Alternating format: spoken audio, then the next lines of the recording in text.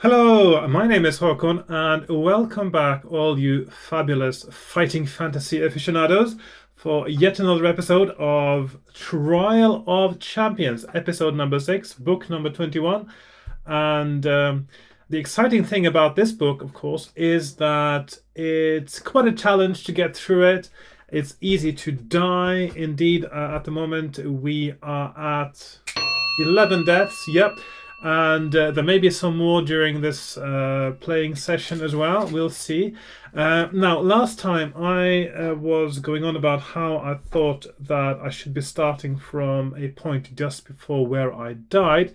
And then it did occur to me that there still are two potential major branches of the dungeon that I still haven't been investigating properly, and that today I should start with one of those first.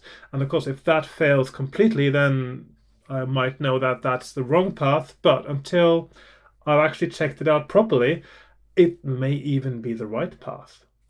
So, without too much fuss, I'm going to get started and be down on my desk in a few moments. You may notice today, by the way, the last few times I've been recording, it's been really sunny and bright outside, and or the weather has changed a lot, and so the lighting has been all over the place. And you may notice now that it looks like it's late evening, and that is because I've covered my window.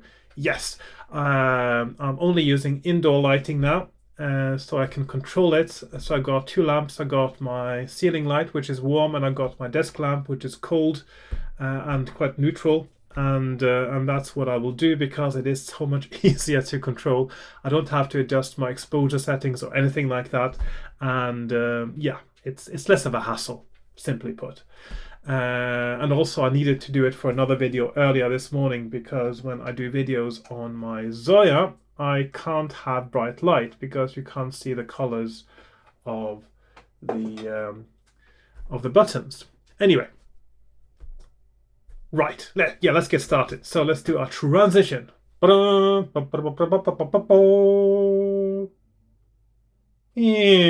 boom, here we are on my desk. I've got my supplies, I've got my book, my pens, my pencil, my dice. You may notice there's an extra die here today because there is at least one occasion in this book where you need to roll 3 dice as a skill test, which is quite scary regardless of your skill.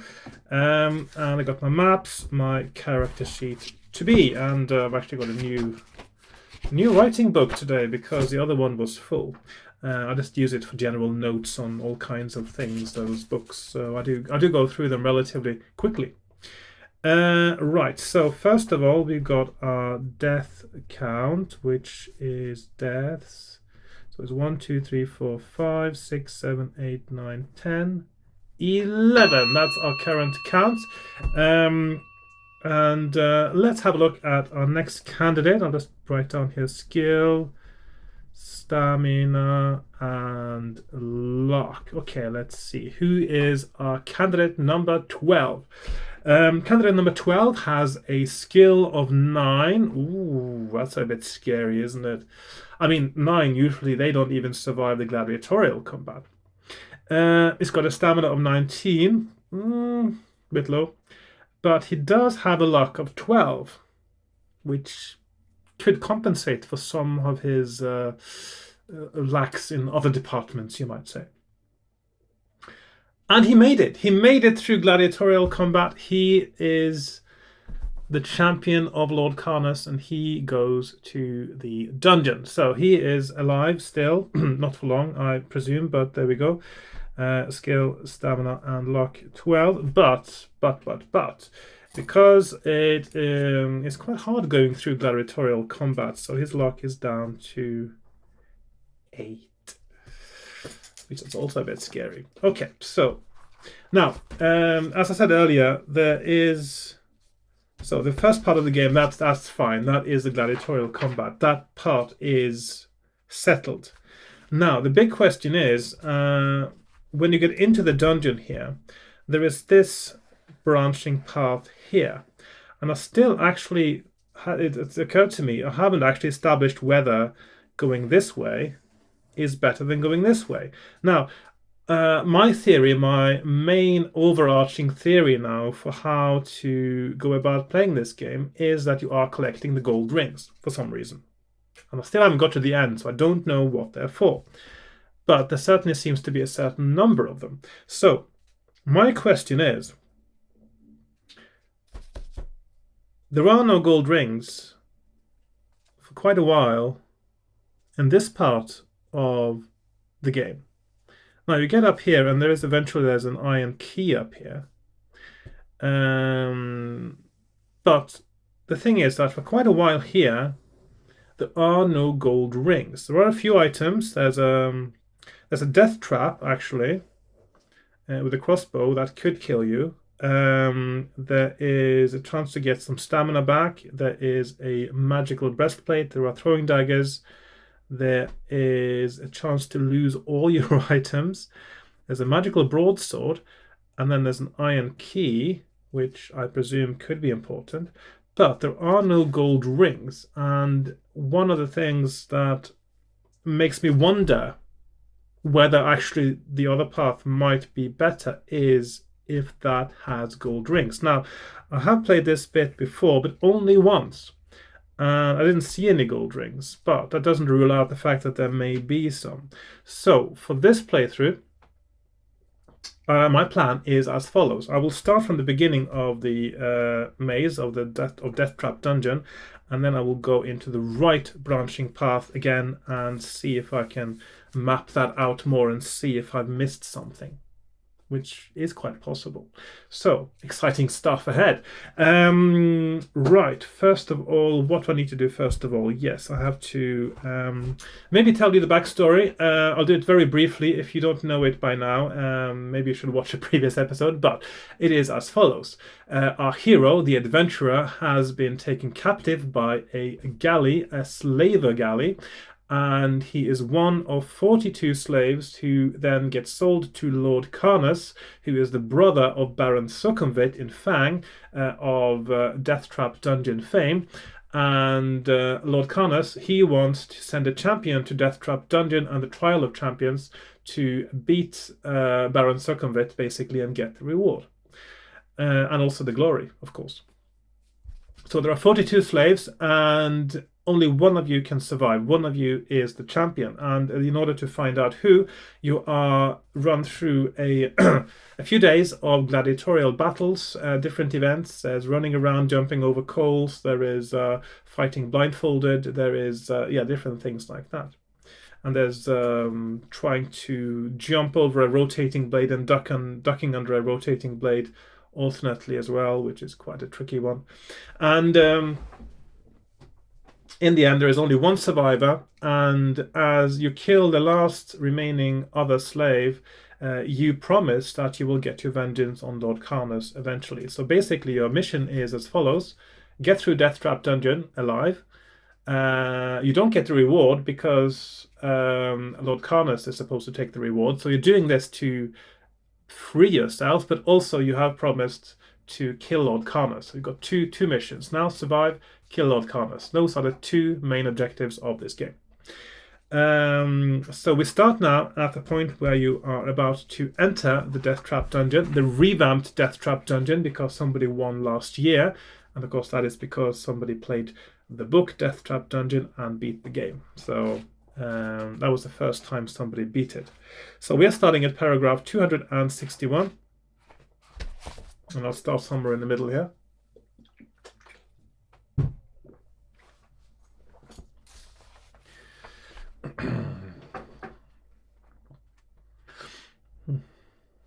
To the cheers of the exultant onlookers, you pass between the pillars, armed only with a magnificent sword given to you by Lord Karnas. Without a backpack, food, or armor, you feel ill-prepared for the coming ordeal, but at least you have this fine sword and a leather pouch at your belt. The sound of the crowd quickly dies away as you walk on down the dimly lit tunnel. What horrors lie before you, it is impossible to imagine. But you know that Baron Sukhumvit has spent the last year modifying his Death Trap dungeon so that it is now reputedly lethal beyond comprehension. But your desire to avenge the deaths of your fellow slaves makes you determined to succeed. The tunnel leads straight ahead for 50 meters, and then you come to a doorway on the left-hand wall with a "Keep Out" sign written on it in dried blood. You hear scratching and sniffing sounds coming from the other side of the door. If you wish to draw your sword and open the door, turn to 374. If you would rather keep walking down the tunnel, turn to 82. Now, the first door here has a gold ring, so I need to get that. I'm quite sure I need to get the gold ring. So I'm going to 374. The door opens easily and you step into a small room. Before you have time to look around, a huge black hellhound leaps at you with flames shooting out from its cavernous mouth. You must fight this savage beast to the death. So there is our first battle. And this is not going to be a walk in the park with a 9 skill. So I've got 19. Hellhound is 7/6. 2 skill point advantage. And he rolls 7, 8, 7, 6, and 4, 4. And I won. Oh, and each round, by the way, I forgot, you have to roll an extra die to see if the breath of the hellhound burns me. So on a 1 and 2 for each of those 3 rounds. Yeah, so 1, 2, and 2. Yes, I get 2 damage actually. So I'm down to 17 stamina. And I win and I go to paragraph 52. The room is empty apart from a pile of straw and old bones in the far corner. If you wish to rummage through the straw, turn to 36. Yes, please. You find a gold ring. So now we got a gold ring, and I'm going to count the gold rings too. So gold ring number 1. There we are. So gold rings, I'll just put it next here to my death. 1 gold rings. 1.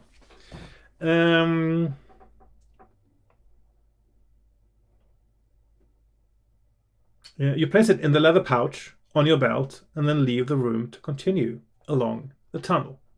Turn to 82.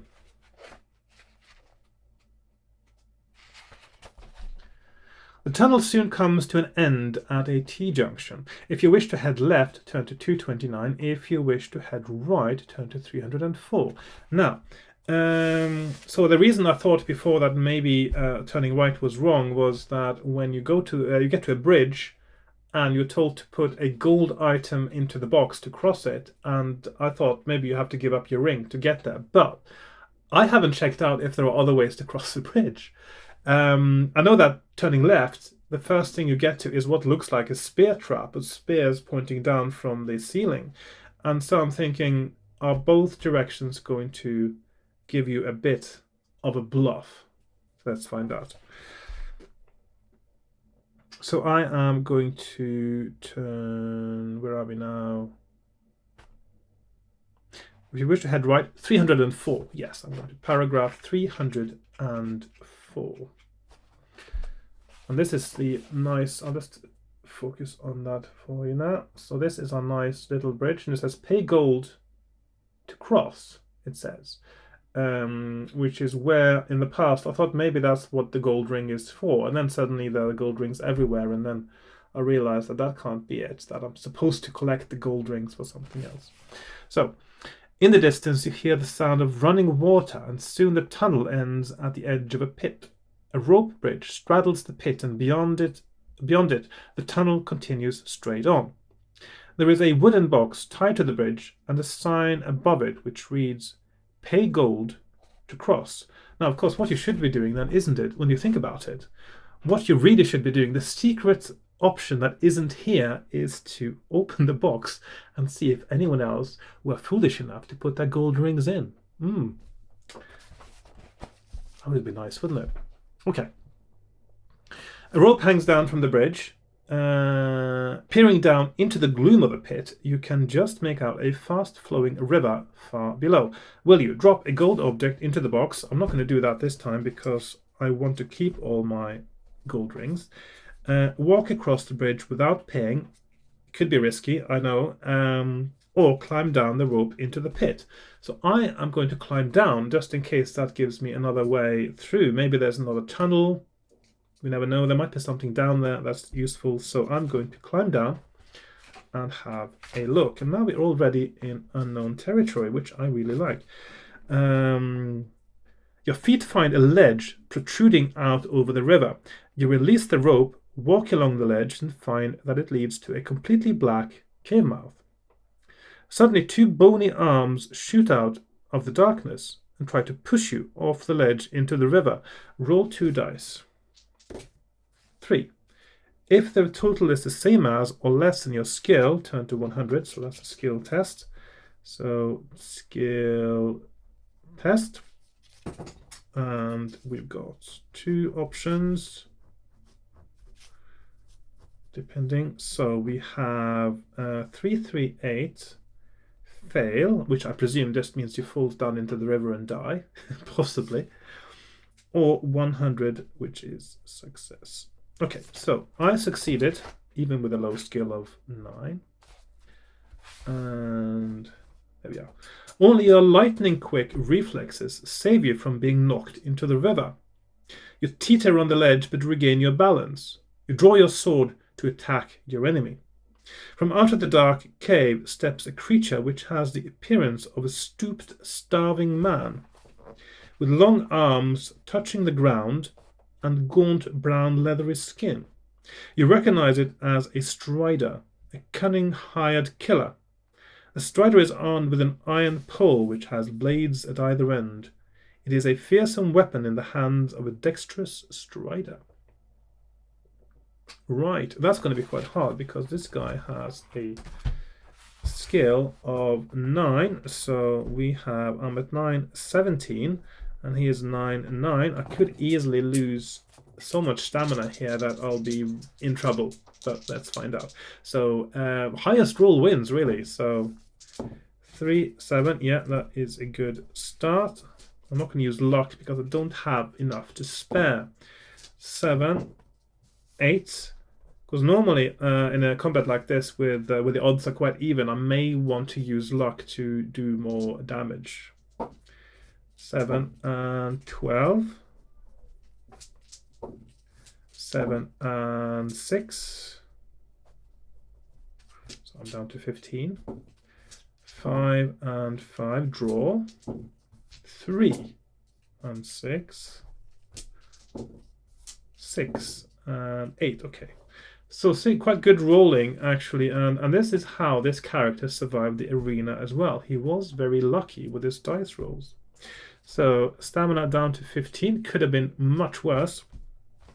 And I win, and I go to, so that's 9, 9. I win, and I go to 19. So we got 19 over there.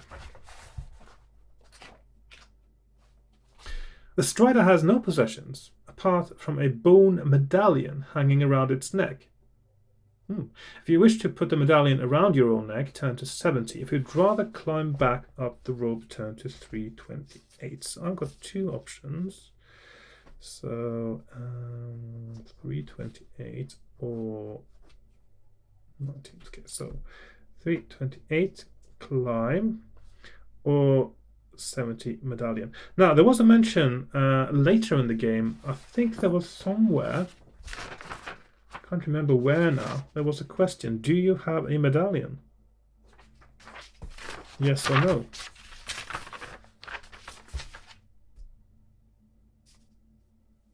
Whistle. Test go. I can't see it now, but I'm quite sure I saw somewhere a question of whether you had a medallion or not, which means that this medallion must be that medallion, presumably, and that it's a good thing. I hope. So I'm going to wear it and turn to 70. So nothing strange or untoward happens to you as a result of putting on the medallion. You look around and decide the best plan is to climb back up the rope. Turn to 328. So we got now a medallion.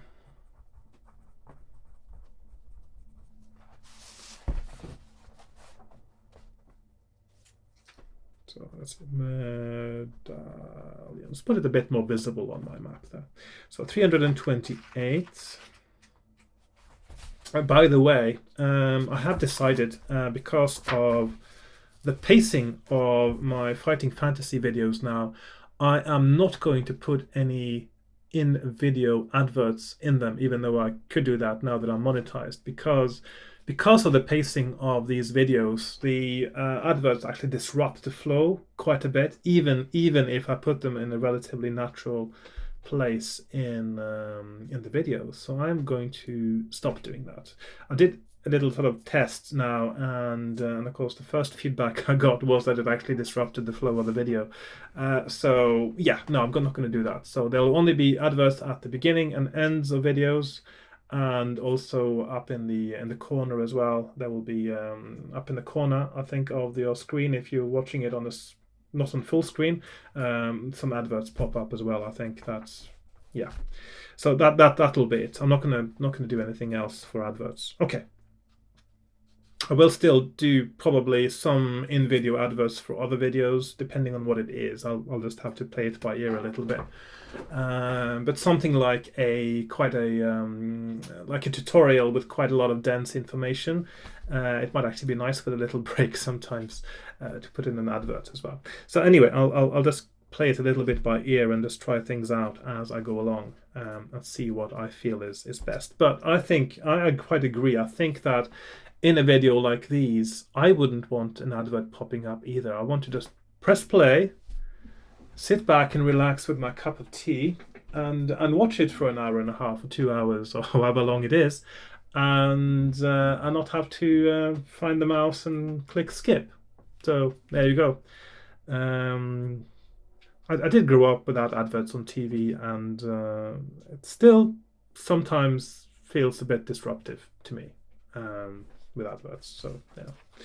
Anyway, where are we? 328 climb. Yes, you climb back out onto the edge of the pit and decide what to do next. Will you drop a gold object into the wooden box, walk across the bridge without paying, or walk back down the tunnel and beyond the T-junction? So these are the same options you had from the previous paragraph.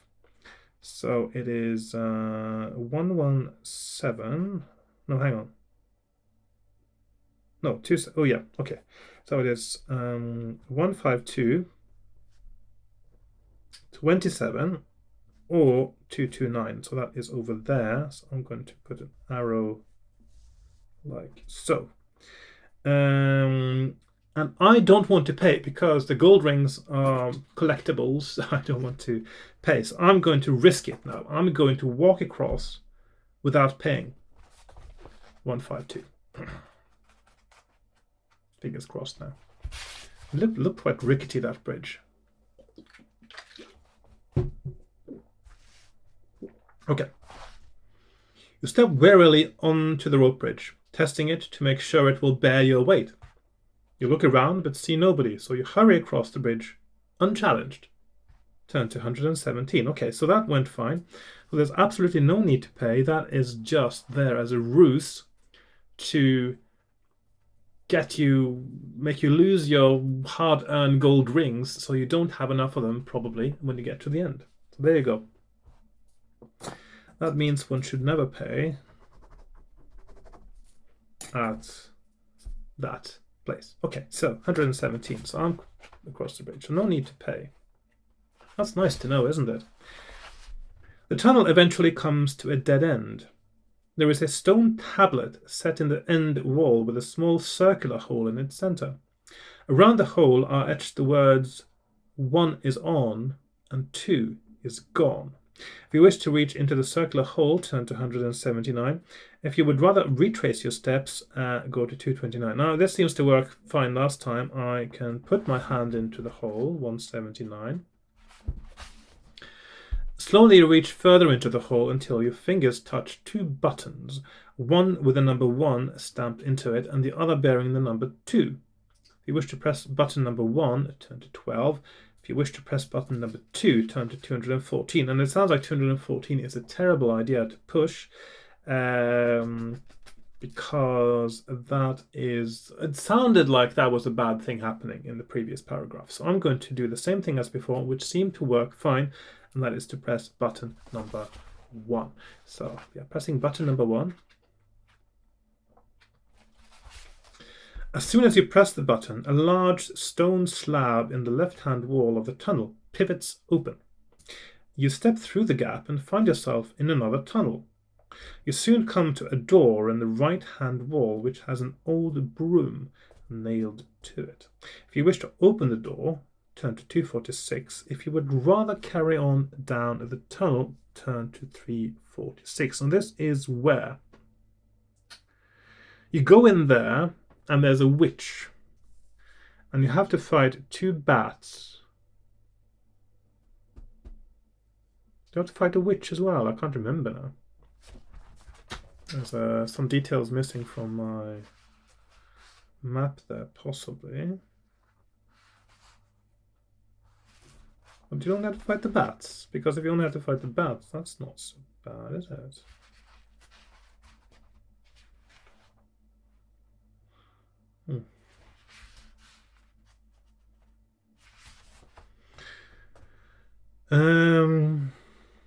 Right, so I suppose I'll go into that room now and see what was going on there again, and see, because there might be something useful there.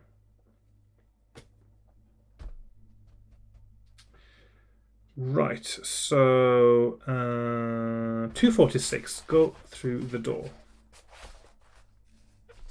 As soon as you open the door, you are met by a blast of warm air. For a second you think it's a trap, until you see a huge fire burning under a simmering cauldron in the center of the small room. An old woman is dropping rats, slugs, maggots and centipedes into the cauldron and appears to be enjoying herself. Well, people enjoy cooking, don't they? It makes them happy. If you wish to enter the room, turn to 186. If you would rather close the door and continue along the tunnel, turn to 346. So I'm going to enter the room, 186. The old crone looks up, cackles an evil laugh, and then throws some dust on the floor. A cloud of smoke rises up, and the old witch vanishes. Suddenly there is movement above you, and you have just enough time to draw your sword as 2 vampire bats swoop down to attack. Right, let's see. Vampire bats, not so scary, really. Let's see. So I'm at 915, and they have 5, 5, and 5, 4, and I'm fighting them one at a time. However, while you are fighting the first vampire bat, the second will cling to your back and suck blood from your neck. Lose 1 additional stamina point during every attack round with the first vampire bat. Okay, so that means I will lose a bit of stamina there, regardless. So I've got a 4 skill point advantage. He rolls a 7, I rolled a 7, so he's down to 3, I'm down to 14. He rolls 12, I roll 4, so I'm down to 11. He rolls 4, I roll 8, he's down to 1, I'm down to 10. He rolls 5, I roll 8, so he is dead, I'm down to 9. And then I don't get any extra damage, of course, so I can fight the other bat, who rolls a 4, I roll an 8, so he's down to 2, and finally, perhaps, he rolled a 6, I rolled a 10, and he is dead. And I've only got 9 stamina left at this early in the game. That is not good. Right, so 142.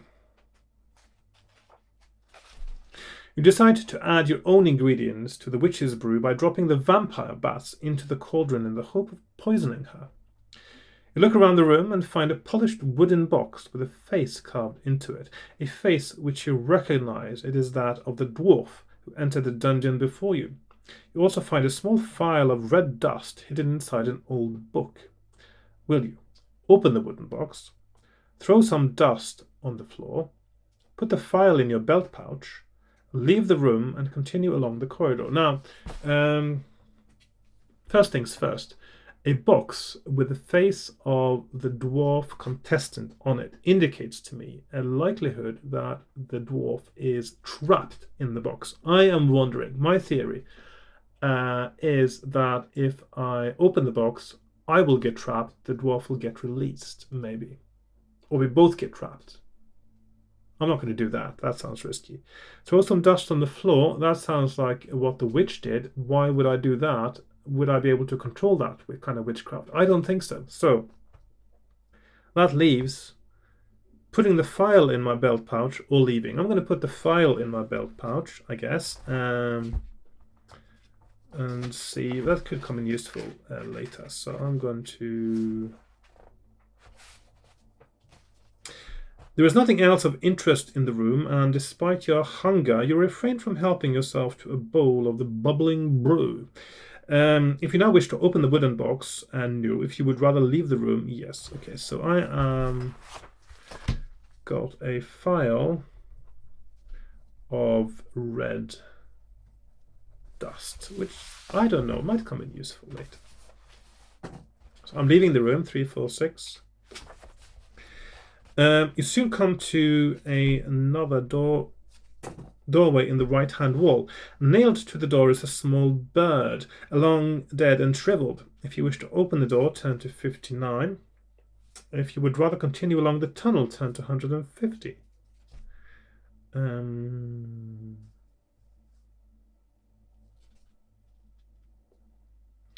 That is... That door, that room, that's where I found the beast that killed me last time, which has a 10 skill. I can't beat that now.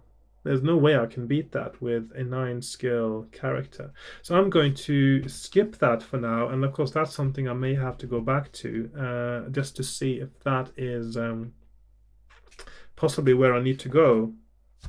So at the moment, I will have to go to 150 along the tunnel.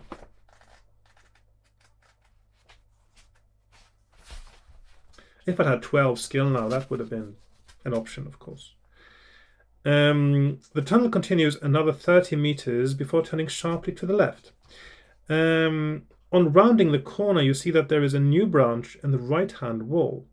You are surprised to see a small humanoid suddenly pop his head out from the new branch, but when he sees you, he quickly retracts it. You call out and give chase, but by the time you reach the corner, he is nowhere to be seen. This looks very familiar because this happened to me over here. You decide to walk quickly down the new branch of the tunnel in the hope of seeing him again. Turn to 287, and that means maybe... Yes, I've got 287 over here. Okay. So maybe...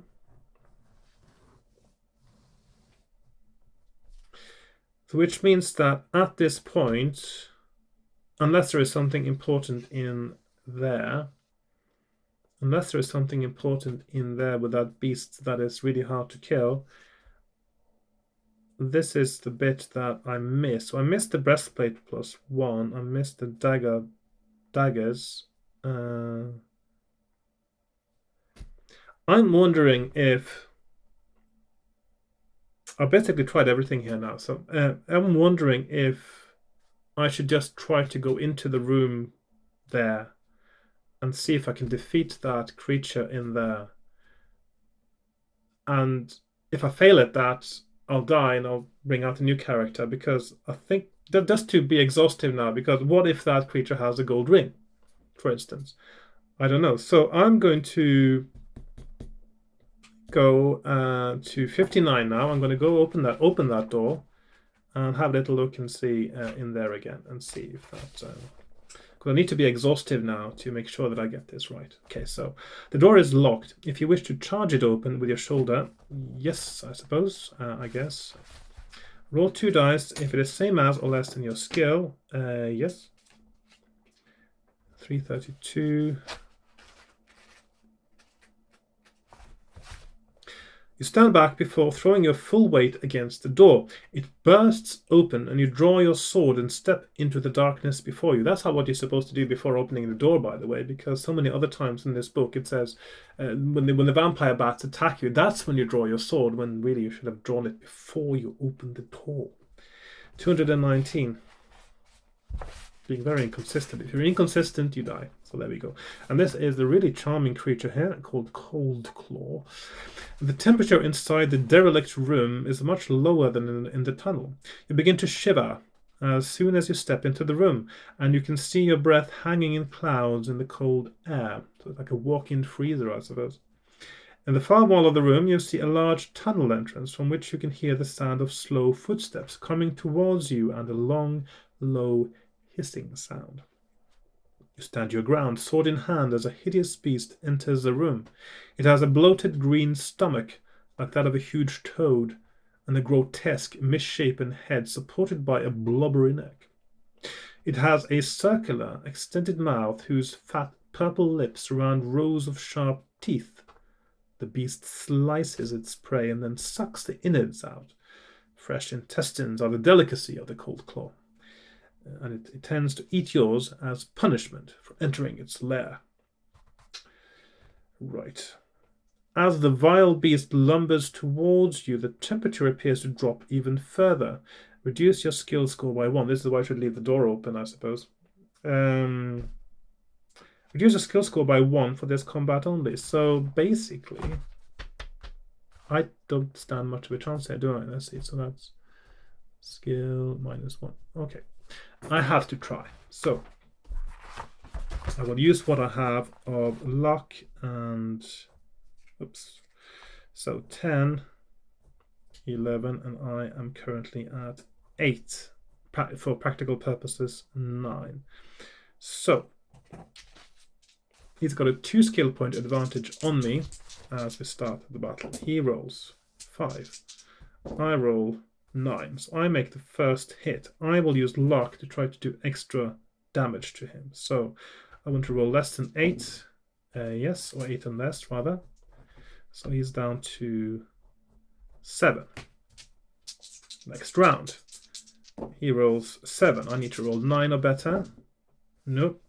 So he hits me for 2 points. Next round.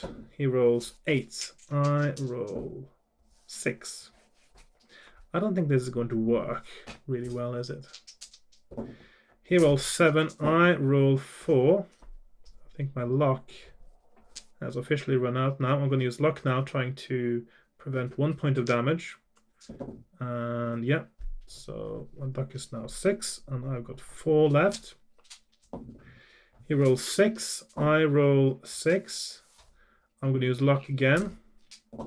Yeah. So I've now got 3 left. I've got 5 luck left. He rolls 8. I roll 9. So I've got 1 left. He rolls 11, and I can't beat that. So I am dead, and that is death number 12. But I still want to fight this beast. So what I will do now is to bring out candidate number 13. Lucky 13. So what I will do is I'm going to run him through the dungeon until this point to make sure that it's all correct and proper, and make sure to see if he can manage to survive. So what I'm going to do is going to try to run him through the same things basically that I've done now. So next candidate, number 13, he has a skill of 12. He has also got a stamina of 19 and a luck of 12. And he survived the gladiatorial combat with 10 luck left. So I'm going to put that up here now. So he's got 12, 19, 12, and at the moment he is down to 10 luck.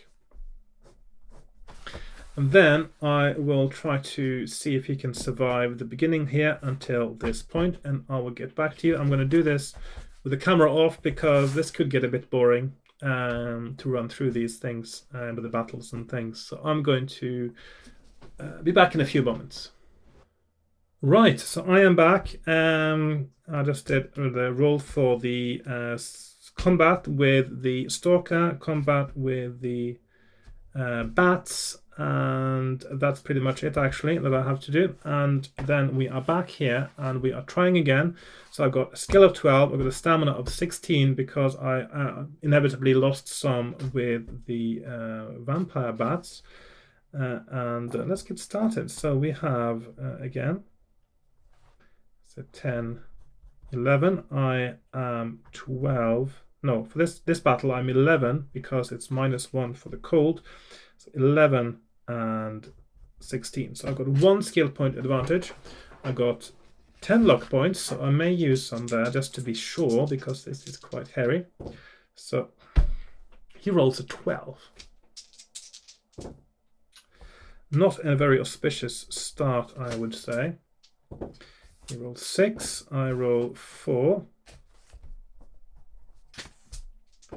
He rolls 5, I roll 8. Okay, that's better. I'll use luck. And yeah, I made it. I'm down to 9. He's down to 7. Oops. He rolls 7, I roll 5. He rolls 4, I roll 8. I'm going to use luck again. Yeah. So he's down to 3. He rolls 9, I roll 5. He rolls 6, I roll 4. Always 2 below. 6, 8, yeah. He's got 1 left. And finally, perhaps he rolls 9, I roll 7. Still 2 below. I've only got 4 stamina left. He rolls 9, I roll 4. I've got 2 stamina left. I need to use luck there to, yeah. So now I've got 3 stamina left. He rolls 6, I roll 11. Okay, and then he is dead. Okay. It's pretty hard, even with 12 skill. Even with 12 skill. Right, because I really need to know what happens here if you win, what do you get? Do you get anything that is crucial to your mission? Is my idea. So, 252. Let's find out. The room has long been abandoned to the Cold Claw, whose cave opens into it. The few pieces of furniture that are left are broken and scattered about the room, and a thick layer of grey dust covers everything. In a pile of rubble in a corner of the room, you find an old clay pot with a wax-sealed top. Will you break open the pot, walk into the cave, or leave the room? So we have... let's see. It will be a bit cruel now. After such a hard battle that you only survive by the skin of your teeth, to put a trap in here. 115 pot 307 cave and 150. Actually, I don't need 150 because 150 is already there. I'm going to check out the pot first. 115. Something rattles inside the pot, but when you throw it onto the floor, it does not break open, but merely cracks, and a green gas starts to escape from it and fill the room. Will you stay in the room, run into the cave, or run back into the tunnel? Could this be poison? Oh, another... I don't know, after that battle, it doesn't... yeah, it could be a red herring, though.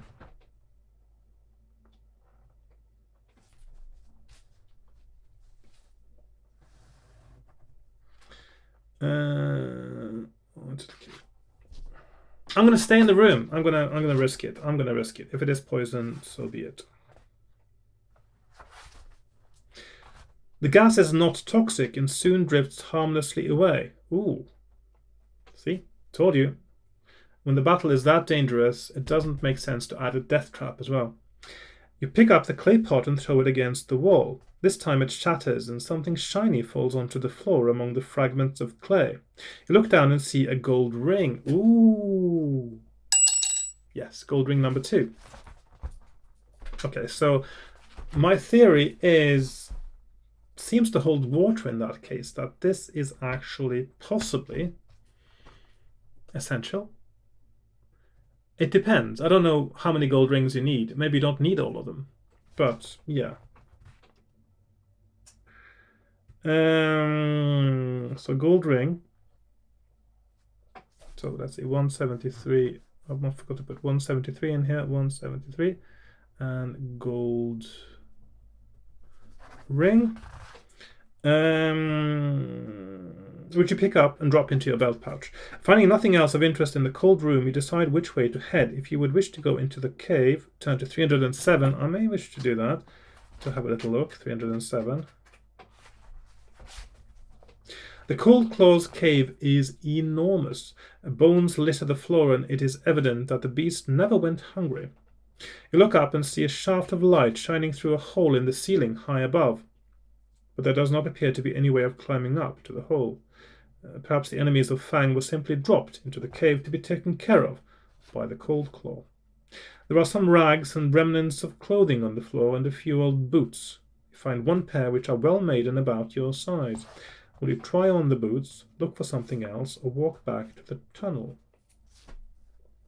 I think I'll try on the boots, won't I? So now we have 233 boots, 272 something else, whatever that is. Or back to the tunnel. I'm going to try on the boots first of all. No cast, are they? That'd be a bit rubbish. The boots fit perfectly, and when you walk about the cave in them, you feel nimble and sure-footed. You are wearing elven boots of speed. Add 1 skill point, and of course that's my usual house rule. It is skill in combat, although usually these are boots, which means if it has something to do with agility as well, then that might actually be relevant. So boots, it's not just for combat, this will be good. But I'm going to play it by ear when there is a skill test whether the boots will be relevant. Boots of speed +1. So I've got a skill now of 13 effectively for combat purposes, and potentially some other things to do with speed and running and things, and jumping, I guess, as well. If we wish to rummage around for something else, okay, boots, that's boots, skill +1, boots. I'm going to rummage around as well to see if there's something else. In the dark recess in the cave, you find a large skull which has been painted gold. The eye sockets and nose holes have been sealed, as has the mouth. A section of the top of the skull has been cut off, replaced and painted over. If you wish to lift the top of the skull, turn to 205. If you would rather leave the cave and continue your walk along the tunnel, turn to 150.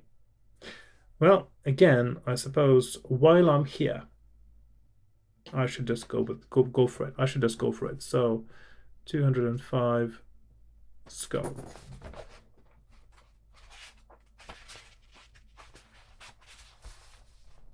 The instant you lift off the top of the skull, oh dear, you are thrown back by a blast of cold air.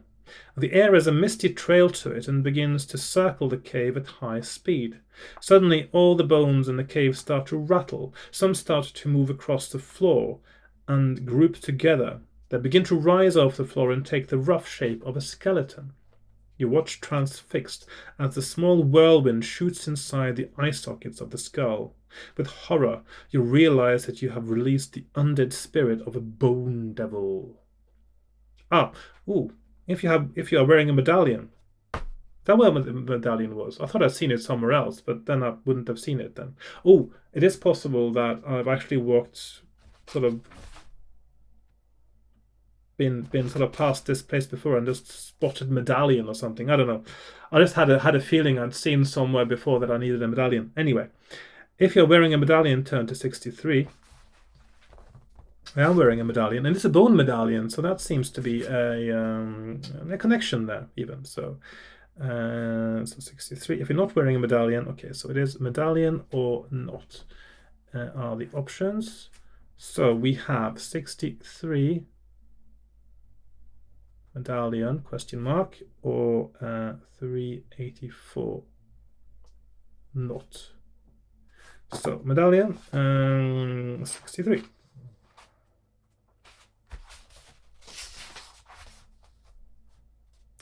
You are fortunate to be wearing a talisman which protects you against the mental attack of a bone devil, which paralyzes its opponents with fear. Add 1 luck point. Okay, so +1 luck. Still have to fight the thing now.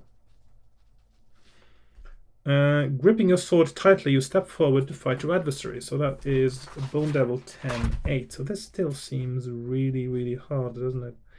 10-8. I am currently on, let's see, put this the right way. I'm 13-9. I've got 9. Hang on, that's right.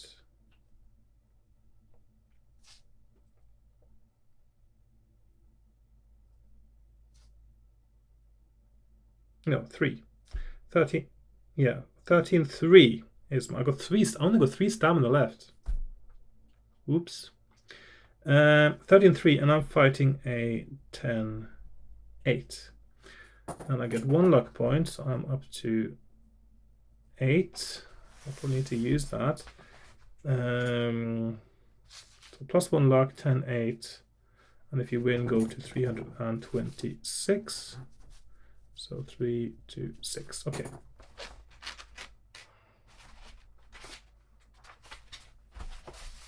Oh, no, I have to fight it first before I go to 3, 2, 6, don't I?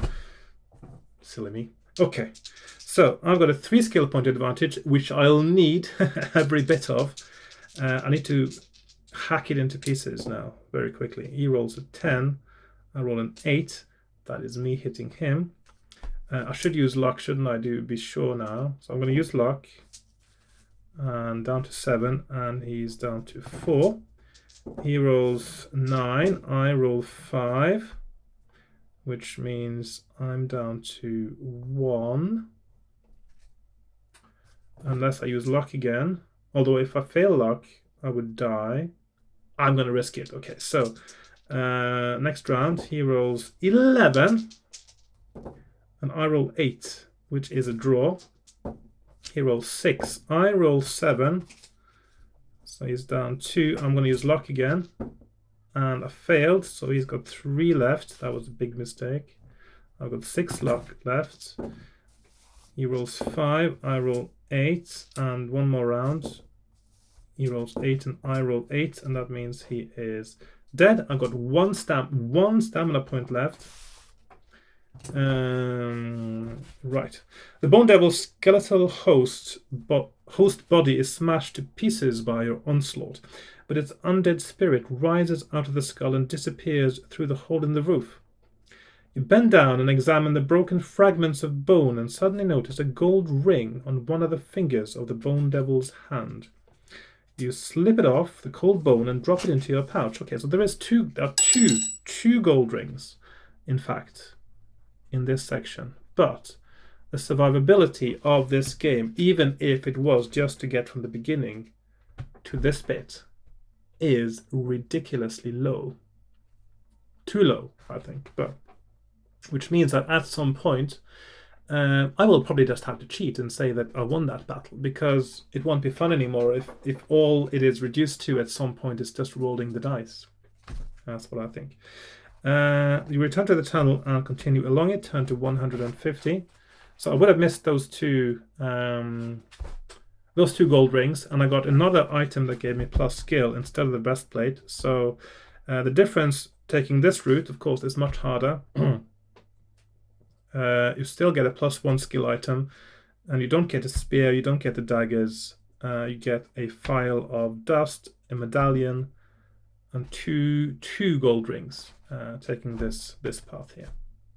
It looks like that is the better path then, even though it is more dangerous. Right. The tunnel continues another 30 meters before turning sharply to the left. On rounding the corner, you see that there is a new branch in the right-hand wall. You are surprised to see a small humanoid suddenly pop his head out from the new branch. But when he sees you, he quickly retracts it. You call out and give chase, but by the time you reach the corner, he is nowhere to be seen. You decide to walk quickly down the new branch of the tunnel in the hope of seeing him again. Turn to 287. You soon reach a door in the left-hand wall of the tunnel. You listen at the door but hear nothing. If you wish to open the door, turn to 156. If you wish to keep walking, turn to 222. Now that is the door that leads to something I don't need. So I am going to keep walking, 222. Further along the tunnel, you stumble upon a pile of rocks. Okay, so I get the magical broadsword as well. Carefully, something underneath the rocks catches the light and sparkles. Carefully, you remove some of the rocks until you can see what is hidden underneath. It is a broadsword, finely honed and perfectly balanced. If you wish to use it instead of your own sword, turn to 240. The broadsword is an excellent weapon made by a famous armorer. It is also magical. Cutting the mighty blade through the air, you continue your quest. Turn to 7. So we've got magical broadsword. And we turn to 7. You soon arrive at another door in the tunnel wall. The handle turns, but wooden boards have been nailed across the door frame. If you wish to lever, I had to think about that for a moment. To lever the boards off with your sword, turn to 336. Yes, I do. That's where the key is, that I presume I will need. The nails holding the boards in place make a loud creaking noise. Test your luck, which is only 6. Definitely not. Excuse me. Right, so I was unlucky and I turned to 76.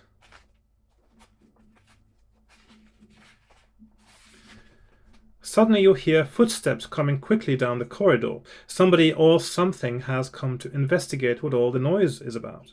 With your sword gripped tightly, you turn to face the heavily armored mutant orc guard advancing with its pole axe. Skill 7, stamina 7. Let's see, have I met this guy before? I haven't actually, so he's not on my map. So there's a 7. If I win, go to 341. Okay, so I've got 1 stamina point left, and I'm fighting a 7/7, but I do have 6 skill point advantage. Ooh. Okay, he rolls a 6. Yeah, so I win the first round. I'm just going to do it super quickly now. He rolls an 8. I roll an 11. He's down to 3. He rolls 4. Can't win that one. He rolls 11. I roll 11, so he is dead. Okay, so I'm still alive. Still got my 1 stamina point left. And I win and 341. You quickly rummage through the pockets of the orc guard and find some small glass balls. Okay. Glass balls. I can't imagine that they are important if your only way to get them is to get a random encounter because you failed a luck roll. But yeah, maybe they'll help you with something. You place them in your belt pouch and carry on levering off the wooden boards. At last, the final board comes free and you are able to open the door. Turn to 13. Oh, these chaps here. Family gathering. Family gathering dust, by the looks of it. You pull the door open and walk into a small room which has not been entered for years. A thick layer of dust covers everything and cobwebs hang down like dirty old curtains. 2 skeletons, mouths hanging open, lie half submerged in the dust, propped up against the far wall. One of the skeletons is pointing at the other. Suddenly the door slams shut behind you and the pointing skeleton starts to speak. Brothers and sisters have I none, but that man's father is my father's son. Who is he? Will you run for the door? Reply he is his grandfather, his father, or his son. Of course, it is his son, so I'm going to 371. You are a wise challenger, the voice from the skeleton states without emotion. Your reward for passing this part of the test is in the drawer of the table.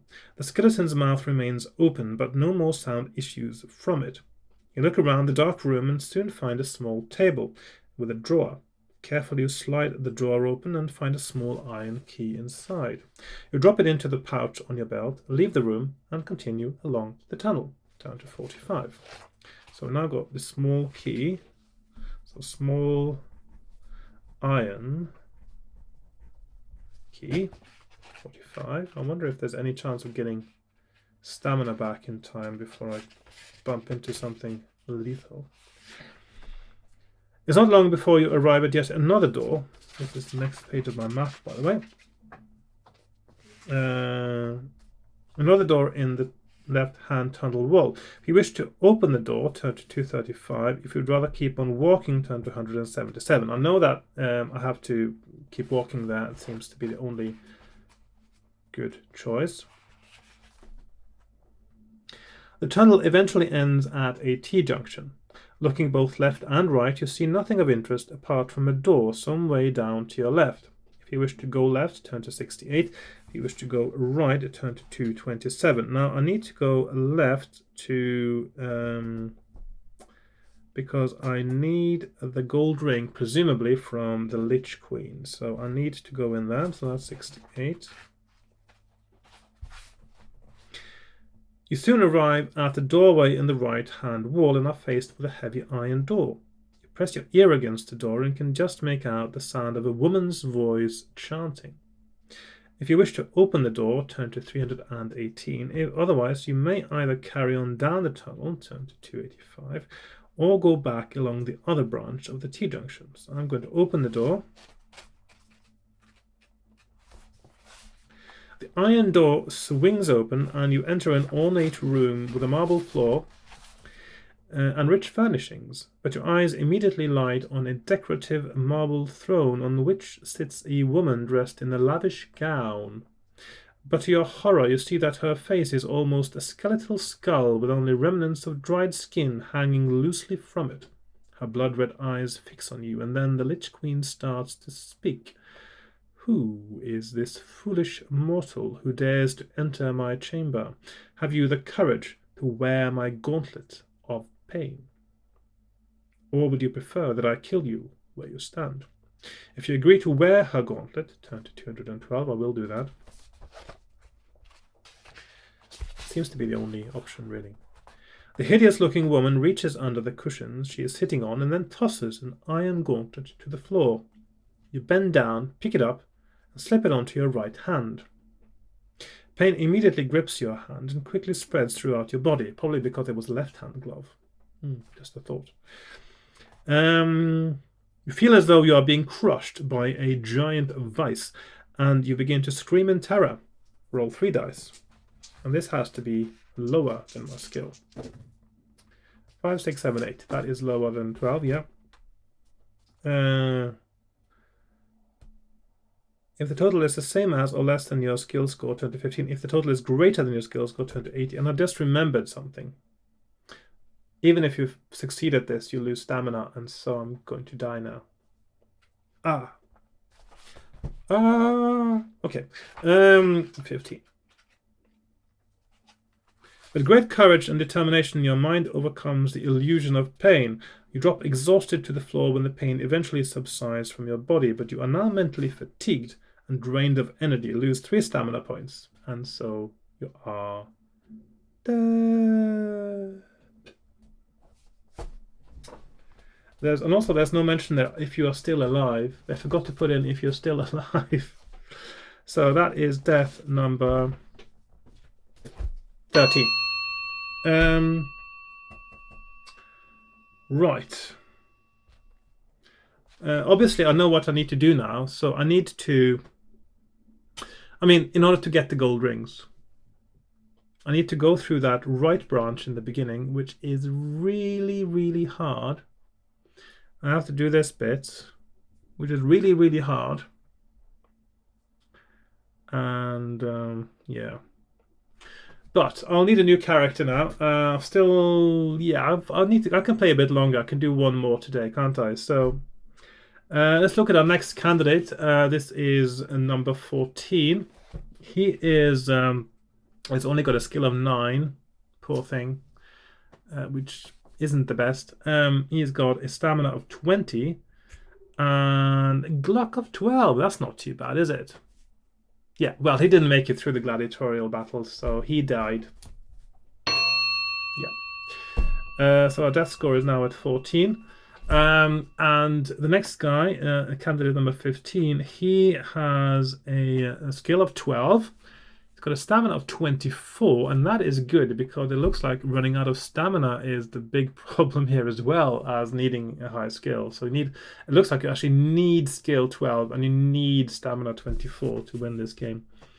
He's got a luck only of 9 though, only of 9. And he made it through the gladiatorial combat. He survived and he's got a luck of 8 left. I'll just put him up here. So we got, first of all, death. 1, 2, 3, 4, 5. 1, 2, 3, 4, 5. 1, 2, 3, 4. And then we got skill 12. Stamina 24 and luck 9. And at the moment, luck is at 8. And so he is our new candidate. Now I will run him through the beginning of the game up to this point, which means I will take a short break to do that, so you don't have to watch all that over again. And I'll be back in a few moments. Right, I am back. So our next candidate, of course, number 15, 12, 24, 9 with 8 luck left. He went into the dungeon. I'll just do a recap there.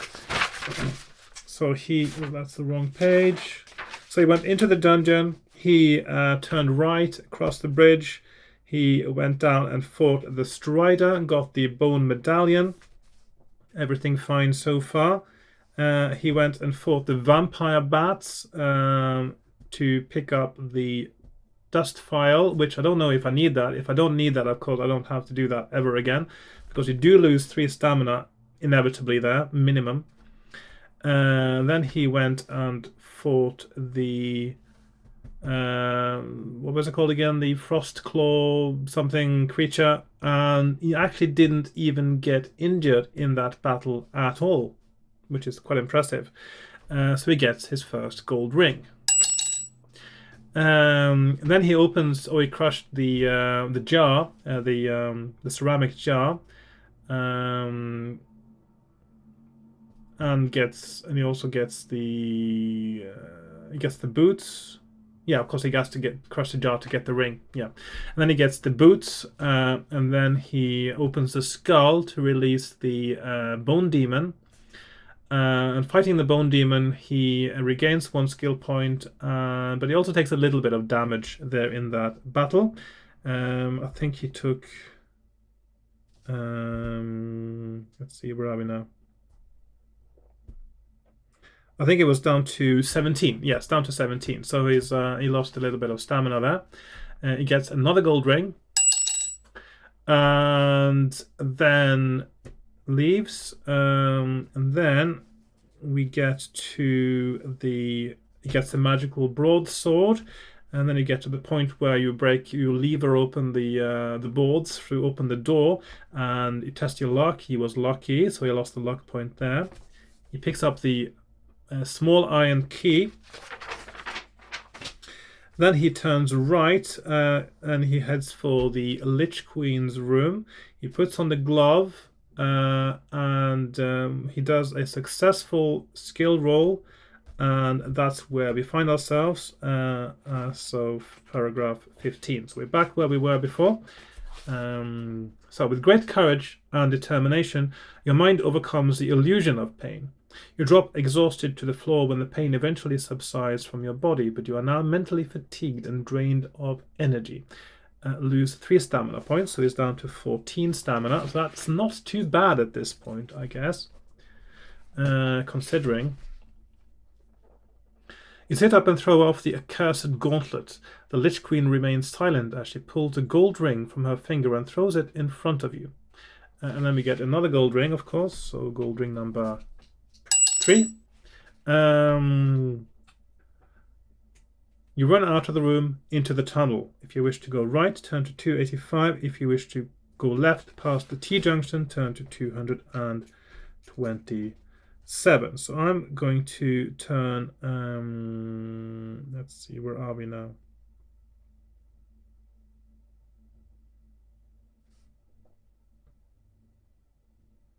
Oh, 285. I haven't gone past 285 before, have I? I actually haven't been down that path with 285. I'm wondering if I should... do I dare check that out now? I know that the other path is... okay, I'll save my game here just in case, but I'll have a little look at the 285 and let's see. Ahead in the tunnel you see a wooden chest against the wall. You inspect it closely but do not find any signs of a trap. If you wish to open the chest, turn to 194. If you would rather keep on walking, turn to 47. So see, I've missed this bit because it's hidden on my map in between other stuff. So if I do like so, I've got 2 options there. So 194. Chest. Bearing in mind, of course, I've saved my game now because I wasn't planning to do this now. I didn't realize it was an option as I walk. So I'm going to open that chest. I'm really trying to find the right path now. So you carefully lift the lid of the chest with your sword and find that the chest contains small parcels of vegetables and rice wrapped in palm leaves. You realize that you are very hungry and are tempted by the food. If you decide to eat, turn to 366. Okay, so 366 is eat, otherwise you go to 47 again. So that's 47. I'm going to try eating, see if that works.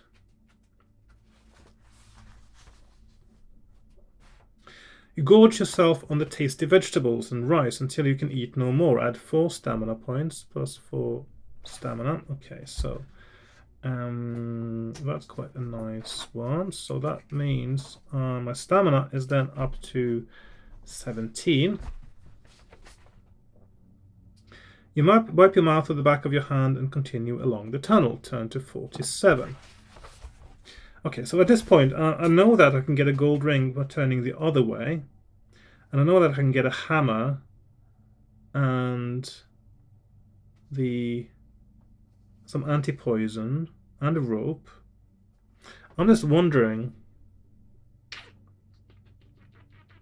because of the gold rings, I feel that the other one is the correct path and that this is a wrong path. But I'm going to do this path now just to have a look anyway. So, and I'll save my game so I can go back and see what happened. Otherwise, let's see, 47. So I'm going to keep on walking there. As you walk warily along the tunnel, you suddenly become aware of a strange clicking noise. Then out of the gloom of a cave entrance in the tunnel wall scuttles a 3-meter-long monster with many tiny legs. The clicking noise comes from its black, bony plates of chitinous armor rubbing together as it moves. It advances speedily towards you. Suddenly it stops and raises itself on its hind legs so that it can dart forward to bite you with its strong mandibles. For a moment, the soft underbelly of the giant centipede is exposed. If you are carrying a spear, turn to 244. If you do not have a spear, turn to 270. So, a spear, that I would only have that if I took the other path in the beginning, so I do not have a spear. There we are, so 244 spear, 270 not. So 270. Gripping your sword with both hands, you step forward to attack the monster. Giant centipede. 9-7. If you win, go to paragraph 2. Oh, I have to fight it first. I'm way ahead of myself now. Okay, so I am at 20. No, sorry, 13, of course, because I've got the boots. Mustn't forget. 13 combat skill and 17 stamina, and I'm fighting a 9. What was it? 9-7. So I got a 4 skill point advantage. He rolls 11, I roll 7, so that is a draw. 4-3, he's down to 5. 8, he's down to 3. 4-2, he's down to 1, and finally perhaps 6 and 10, and the centipede is dead. And I go to paragraph 2. Excuse me. You step over the huge body of the giant centipede and peer into the cave entrance. The walls are wet and slimy, and you cannot see very far into the cave. If you wish to enter, turn to 89. If you would rather keep walking, it doesn't sound very tempting, but I'm going to enter anyway. So 89, cave, 461, walk. So 89, let's have a little look. As you step deeper into the cave, the noise of droplets of water falling from the ceiling into the pools below grows ever louder. In the gloom of the cave, you do not see a poisonous snake which is slithering across your path. Test your luck. Luck is at 8, and I am lucky. Down to 7. If you're lucky, turn to 105. Unlucky, so let's see. So we have test luck 105, 137, unlucky and lucky. Fortunately, you do not tread on the snake, and it slithers harmlessly away. You spend about 5 minutes searching the cave, but find nothing of interest nor any other exit. So that is pointless doing. All you do is lose a luck point. So 161. The tunnel turns right after another 30 meters, and you soon come to a doorway in the left-hand wall. If you wish to open the door, turn to 197. If you would rather walk on, turn to 378. So these are none of the paragraphs I've seen yet, I don't think. So this is still a new path. So, okay. So 161.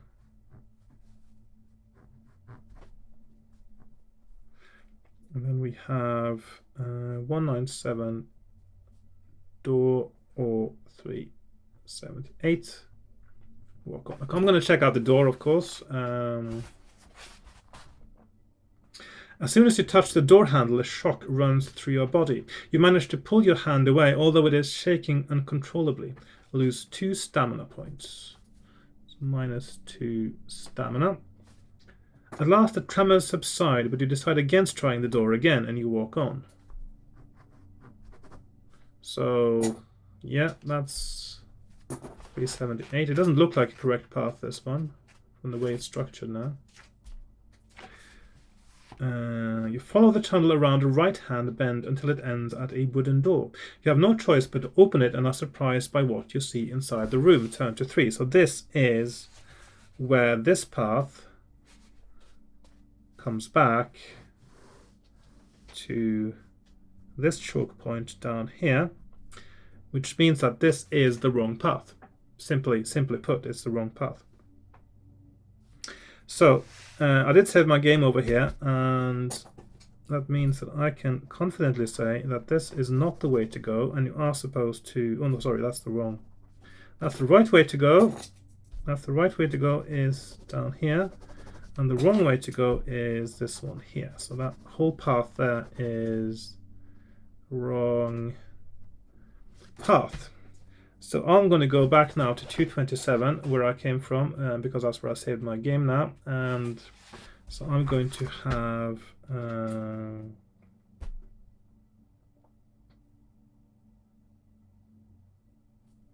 14. Hang on, did I get... Yes. I actually gave myself 3 stamina instead of 4 there, but I've got 14 stamina, and I've got 8 luck, and I'm starting over from where I'm supposed to go. So now I know for sure that this is the best path. Okay, so you soon arrive at a cave. So this is just after the Lich Queen now, if you lost track there for a moment. So I've done the Lich Queen and the Gauntlet, and now I am turning left instead of right, because I just hadn't discovered there was a path there before that I'd missed. So now I know that's not right. Okay, so you soon arrive at a cave entrance in the left-hand wall of the tunnel. You peer inside, but it is too dark to see very far into the cave. Suddenly you hear a high-pitched cry for help from deep within. So I'm going to investigate. 3-7. You walk quickly into the cave, and when your eyes become accustomed to the dark, you see the person who is crying for help. It is the small humanoid whom you saw not long ago, and now he is caught in the enormous web of a giant spider. Unable to free himself from the tangle of sticky strands, the tiny man begs you to cut him free. Suddenly, the spider itself drops down from the ceiling onto its web and scurries across it towards its trapped prey. If you wish to attack the giant spider, yes. So I'm going to attack the spider. So turn to 118, 118.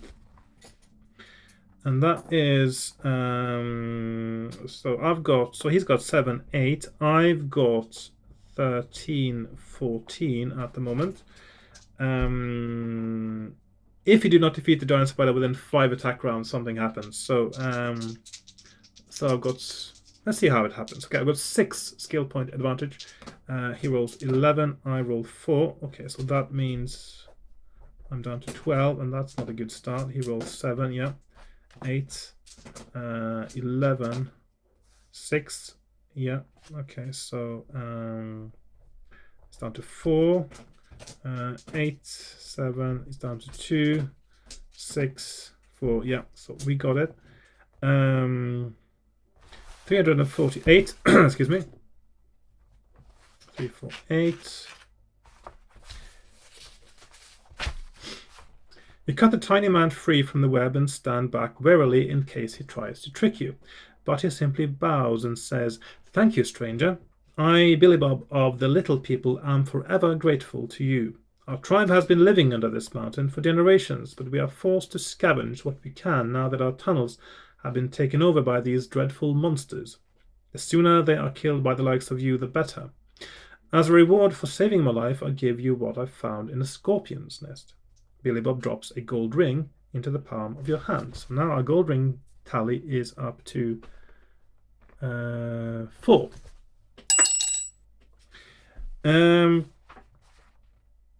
Before I go, I shall give you some advice. Don't drink at the fountains. Now I must be going. I am late enough as it is. Goodbye. The tiny man then runs out of the cave and turns left into the tunnel. Turn to 397. Excuse me. My mouth is getting a bit dry now because of all this talking. The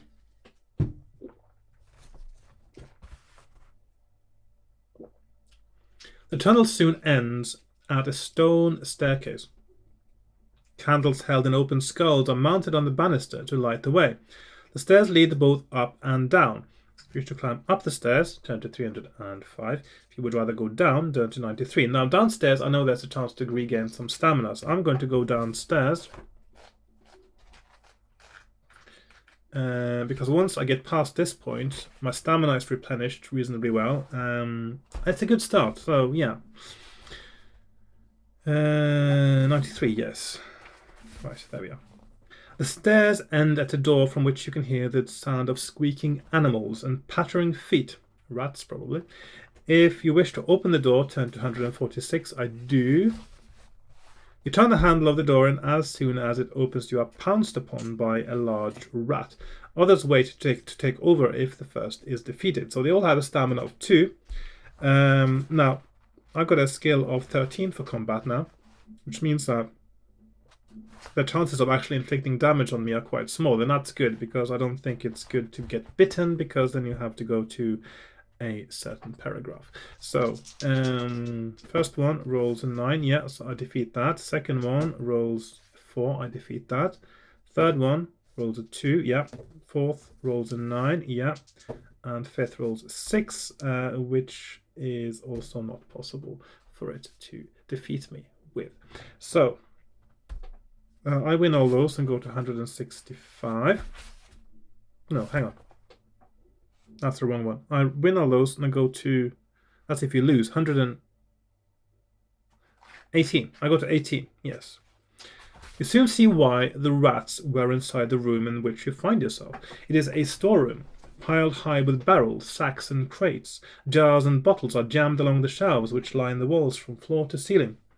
However, much of the food that you find is either old and stale or rotten, and the rats have eaten most of what is left. Excuse me. After emptying out nearly all the containers, the only items you find that appear vaguely edible are a loaf of and some salted beef. I know the salted beef is fine. I don't know about the loaf yet.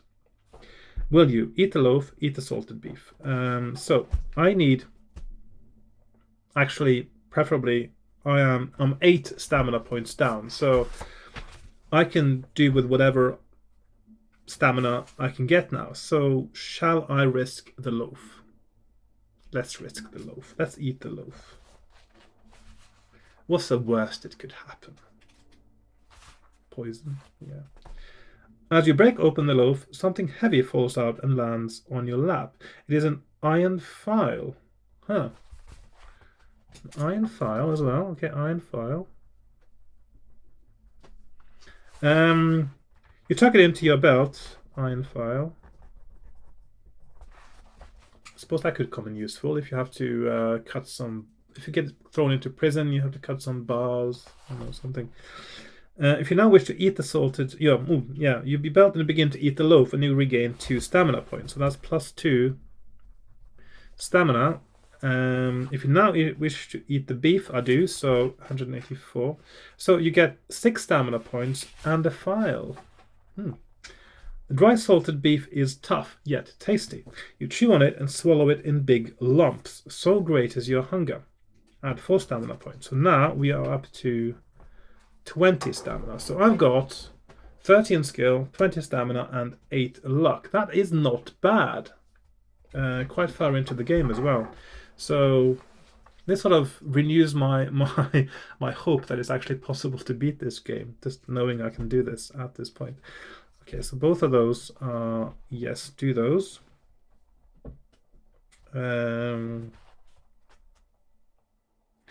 Eventually you feel as though you have eaten enough. If you have not done so already, etc. Yes, back up the stairs, 305. Okay, there we are. You climb the stairs as quietly as possible for a change and come to a landing. A new tunnel leads from the landing, which soon ends at an old oak door. So, okay. There are many runes and symbols painted on the door, but they mean nothing to you. To one side of the door, there is a wooden box.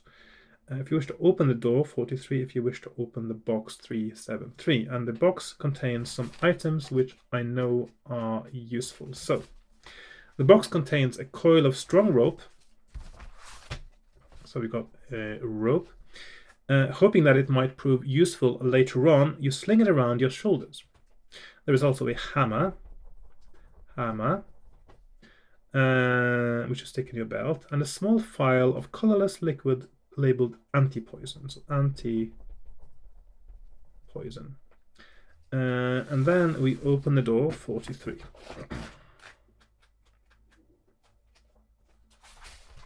You enter a small room which is empty apart from a suit of armor with a winged helmet on top of it. The armor is propped up between 2 high-backed chairs, and a shield is resting against one of them. There is another door in the far wall which is also painted with runes and symbols. Will you take the winged helmet, take the shield, decipher the runes, or open the door and leave the room. So in this case, I'm going to start with a shield. I know that is a shield +1, which now gives me a 14 effective skill for fighting. I'm just going to do the paragraph there, 187. You pick up the shield carefully, making sure you do not move the chair just in case there is a trap. You place the shield on your arm and are well satisfied with your new piece of armor. Add 1 skill point. Will you now take the winged helmet, decipher the runes, or open the door? Now, I haven't tried picking up the helmet before. I'm just wondering if I should risk it now, because it is going rather well. But the thing is, it is going well, and even if it gives me a penalty of, say, -1 skill or something, I'd still be all right. And I'll know for the future whether picking it up is a good idea or not. Which will help me find the correct path, because I still have quite a few lives to go that I may or may not need. Probably will need them. I'm going to pick up the helmet. So 1, 2, 6. You take the magnificent helmet and place it on your head. Seconds later, the suit of armor jolts forward and then moves towards you in jerky steps, with its mace raised in the air. If you wish to fight the animated suit of armor, turn to 10. If you would rather run for the door in the opposite wall, turn to 281. Okay. Should I fight it? I mean, I've got good skill, I've got good... right, options. 281. So 281. Okay, so 281. Oops. I'll put 281 there. 281 is an option. Or fight it, which is 10. I suppose. Should I fight it? I think I'll just run, actually. I don't see the point of fighting the armor. Luckily, the door is not locked, and you are able to slam it behind you. The suit of armor hammers repeatedly on the door, but with no intelligence, it does not think to turn the handle. You turn around and are surprised at what you see in the next room. Oh, yes. That is the ubiquitous go to paragraph 3. Okay, so fight. I don't know what happens if I fight it, but I just can't see the point, unless maybe there's a way, there's another gold ring there or something. Anyway, I'll leave that for now. So we go to paragraph 3, and I know how this one goes for a little while now. So this is our test. Sitting cross-legged in the middle of the room is a fat, bald man, Eastern in appearance. I don't know, should I skip this bit? Because we've been through this so many times now. So basically you get a... well, first I have to do the Tug of War. I can't skip that. Okay, so I'm just going to do the first bit. Or maybe I'll just do all of it anyway. You can skip it if you don't want to hear it again. So, right. Half a dozen colored wooden blocks are hovering in a circle in mid-air above him. The man's eyes are grey and blank, and he is obviously blind. The room is sparsely furnished with a slatted wooden bed, a cupboard, and a large wooden chest, which has pride of place in the center of the floor. Welcome, contestant number 2. I have been waiting for you. I am Noy, a trial master, and a servant of Baron Succumvit. My duty is to test you in 3 ways before allowing you to proceed. Are you ready? Yes, I am. 369. The 3 things I am instructed to test you in are strength, intelligence, and fighting ability. Should you fail any of these tests, you will not be allowed to continue the trial of champions. We insist on a worthy winner. The first test will be a tug of war against a caveman. A door behind the trial master opens, and a huge man with long hair, dressed in ragged furs, strides into the room. The trial master taps the floor in front of him with his pole, and the floor drops away to reveal a dark pit. He then orders the caveman to fetch a thick rope from the cupboard. He gives you the end of the rope and tells you to take the strain, with the rope pulled taut over the pit. He counts to 3 and then shouts, "Heave." The caveman's strength is incredible, and you grit your teeth and pull as hard as you can. The caveman has skill 7. Resolve the Tug of War as you would in normal combat, but do not reduce stamina, as no wounds are inflicted. Make a note of who wins each attack round. If you are first to win 4 attack rounds, turn to 3, 5, 2. Now, in this case, maybe the boots of speed should work for a Tug of War, because you are using your feet, actually. I don't think it will be relevant, though. So I got 5 or maybe 6 skill point advantage. It probably won't make a difference. He rolls 10, I roll 7. So I win the first round, 5, 5. I win the second round, 2, 10, third round, and 8, 7, fourth round. So I'm the first to win 4 attack rounds, and I turn to 352. Your strength is greater than that of the caveman. With a mighty heave, you pull him forward and watch him fall headlong down the pit. Unconcerned by the loss of his servant, the trial master speaks again. I will now ask you a question. Think carefully before answering. He points at the wooden chest in the middle of the room and says, inside this chest there are 6 small chests, and each of those contains 3 smaller chests. How many chests are there altogether? If you know the answer, turn to the reference with the same number. If you are wrong or you do not know the answer, turn to 72. And of course the answer is 25. So that's where I'm going. I've been through that before now, so I'm not going to go over that again. The trial master remains silent for a moment and then says slowly, you have passed the second test. Now comes the final part, combat with me. We will fight with bamboo poles, not to the death, but as a simulation of a sword fight. Any strike to the head or chest will be considered a death blow. For your information, my blindness is no handicap, as my ears will tell me where you are. Now fetch your pole from the cupboard, for I am ready. As you take the pole, the trial master stands up and the wooden blocks fall to the ground. Treading silently on bare feet, he moves towards you, his head turned to one side to aid his hearing.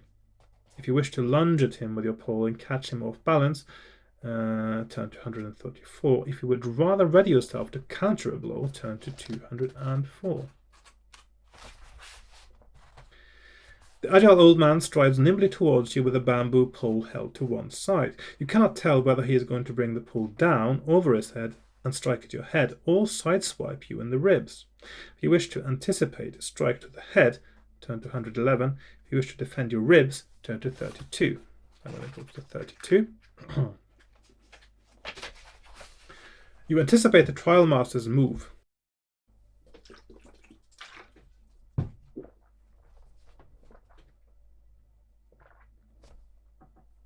He brings the pole around in a sweeping arc towards your side, but you block it with ease. His pole strikes your own with a loud crack. If you wish to take the initiative and strike back, turn to 239. If you wish to defend again, turn to 267. I'm going to attack now.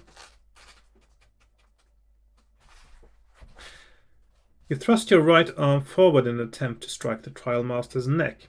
He tries to counter your blow by bringing his pole up quickly across his body. His skill score is 8. Roll 2 dice. So I'm just testing his skill score now. So he has to succeed. He rolls a 7. He succeeds. So I'm going to 248. The trial master reacts quickly and blocks your thrusting pole. Sweat breaks out on his forehead as the trial master realizes that you are a better fighter than he originally thought. Making the most of your psychological advantage, you step forward to strike again. If you wish to execute a body blow, turn to 320. If you wish to make an overhead strike, turn to 385. I'm doing an overhead strike.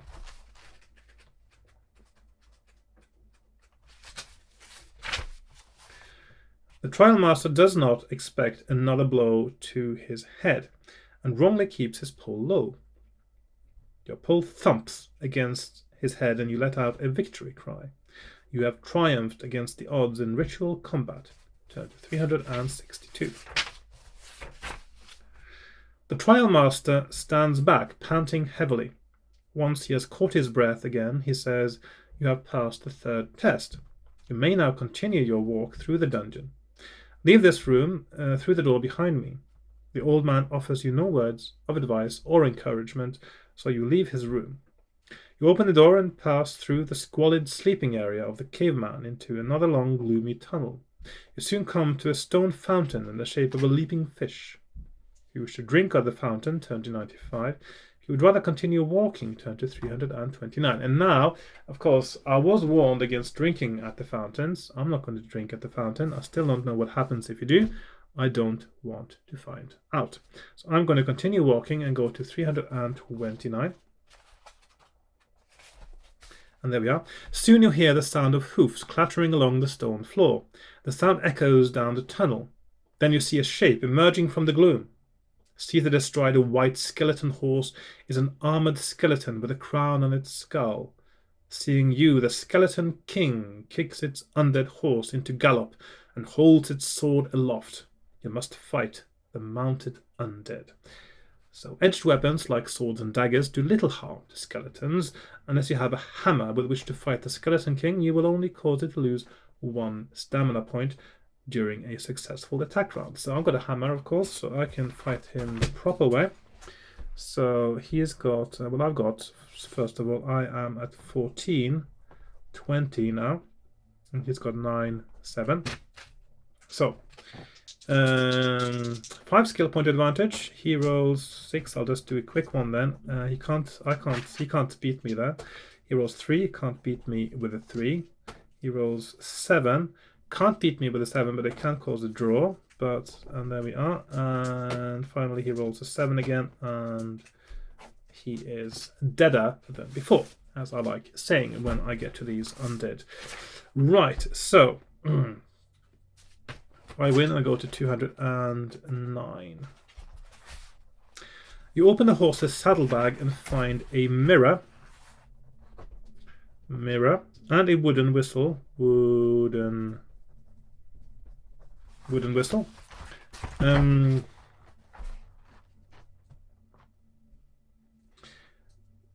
You slip them inside your pouch and continue along the tunnel. That's quite a big pouch for a mirror, I suppose, but it might be a really small mirror. Or a big pouch. Yeah. One or the other, or both. It soon ends at a T-junction. Wish to go left, turn to 129. If you wish to go right, turn to 351. And that is page 4 here now. And this is where I have not turned left before. And this is... I'm just thinking now. So I don't need to go into the room there with the Cerberus, the Kerberos. I know that there's a gold ring up here. And I know there's a clue to be found here, but that's a clue that you don't need because it's about a pile of rocks and you can actually do it without the clues. So I'm thinking maybe turning left here is a better option. So I'm going to now try a new path and turn left and go to 129. So the tunnel extends only 20 meters before it ends at the edge of a dark pit. You drop a stone down the pit and hear it hit the bottom a few seconds later. The sides of the pit are too smooth to climb down, and it would be foolish to jump down.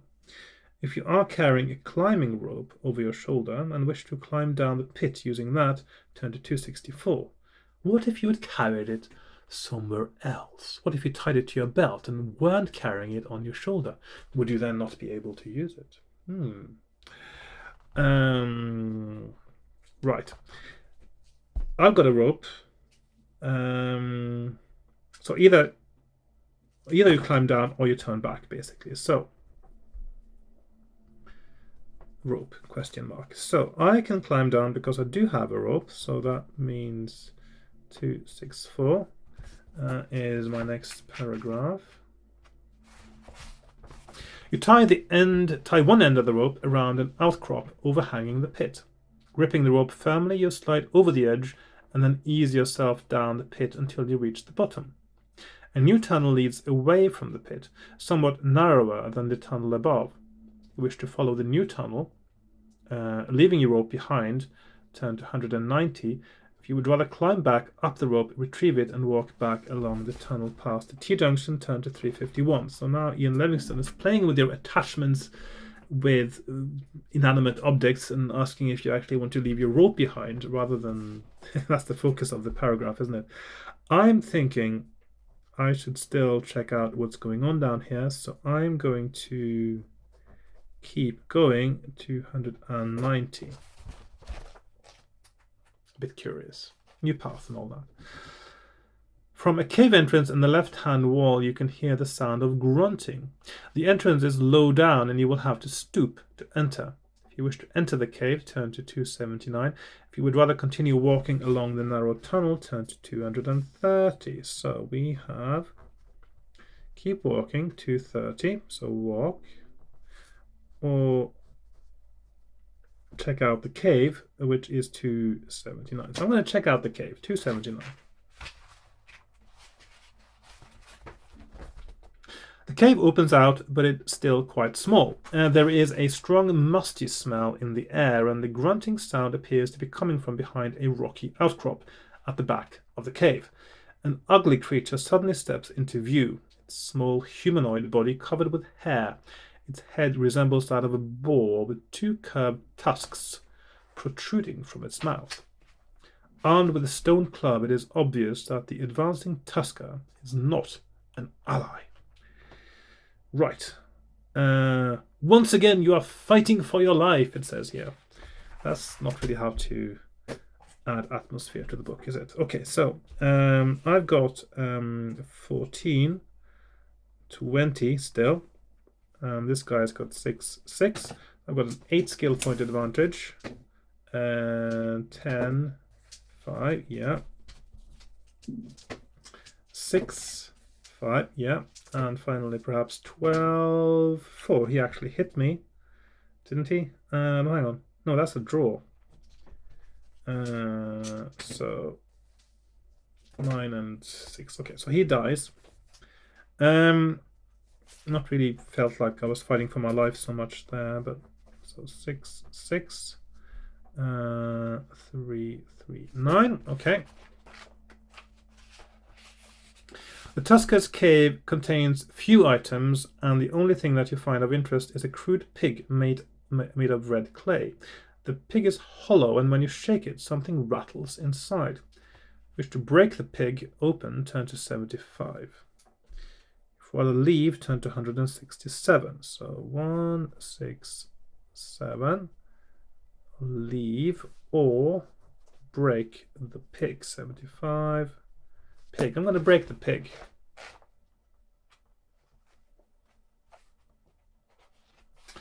The pig shatters into many pieces with a tap from the hilt of your sword. Lying among the fragments of clay, you see a small charm made of shiny black coral, but the charm is cursed and will bring you ill fortune. Lose 2 luck points. Ooh. Okay, so I'm down to 6. So minus 2 luck. At the back of the cave, you find a small dark passage which winds away into the gloom. If you wish to walk along the passage, turn to 144. If you would rather walk back out into the narrow tunnel, turn to 230. So 230 or 144. And this is red. Do not do that. And that is the passage. Okay, so I'm going to check out the passage at the back there.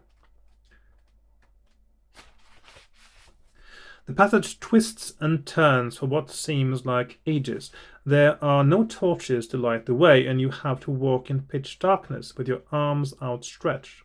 You hear squeaks and squeals as scurrying feet run by, and once or twice something soft brushes against your legs, but you're not afraid of small rodents, and continue resolutely. All of a sudden, your feet sink into something warm and slimy, which squelches and emits a disgusting sulphur-like smell. 2 more steps and the stinking slime is above your knees. If you wish to walk further into the slime, turn to 359. If you would rather walk back through the Tusker's cave and along the narrow tunnel, turn to 230. Okay. 3, 5, 9. This sounds a bit risky. I'm gonna go onwards and upwards. 3, 5, 9. Let's find out what's going on here. You're soon up to your waist in slime, and briefly it reaches up to your neck, but slowly the ground rises and you pass beyond what is actually a pool of volcanic mud. The mineral-rich mud has fabulous healing properties. Add 5 stamina points and 1 skill point. Wow! +5 stamina, +1 skill, and that is of course skill regain in case you've lost some. And that means my stamina is actually up to max. It's back to the max. Oh yeah. Eventually the passage opens out into a... I'll just put a green one on there because that is really cool. Okay. The passage opens out into a chamber which is lit by glowing rocks. You see that the passage runs through the chamber and out through the back wall. In the center of the room there is an elephant, nearly a meter high, carved out of soapstone. Under its belly you see the hairline crack of a hidden compartment, but cannot see how to open it. Then you see another crack halfway along the elephant's trunk, and deduce that if the trunk is pulled, the compartment might spring open. If you wish to pull the elephant's trunk, turn to 60. That sounds a bit naughty, isn't it? Do you want to pull the elephant's trunk? Sounds like a euphemism for something. Anyway, pulling the elephant's trunk, yes. We'd rather follow the passageway, turn to 263. Okay, so I'm going to... probably going to pull the trunk. 60, pull trunk, or 263.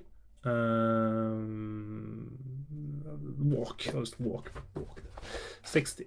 So I'm going to pull the trunk and see what happens. As expected, the hinged lid clicks and falls open when you pull on the elephant's trunk.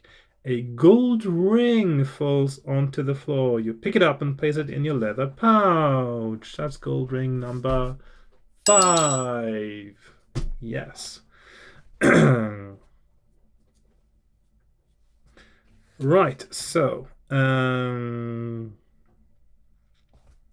gold 60. So that is also a green. That is gold ring. You waste no more time in the chamber and walk quickly towards the passageway. Turn to 263.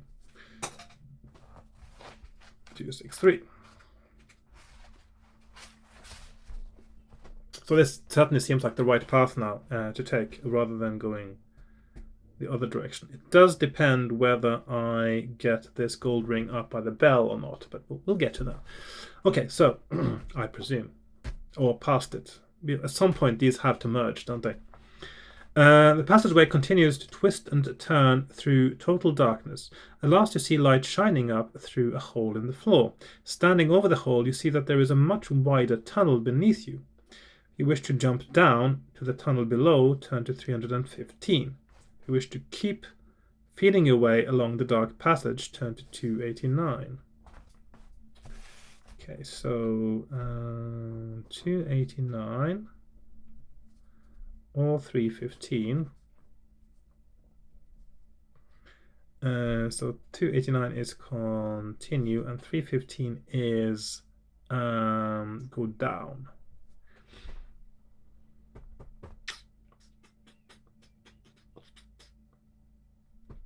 It is dark here though. I mean, there could be something scary in the dark.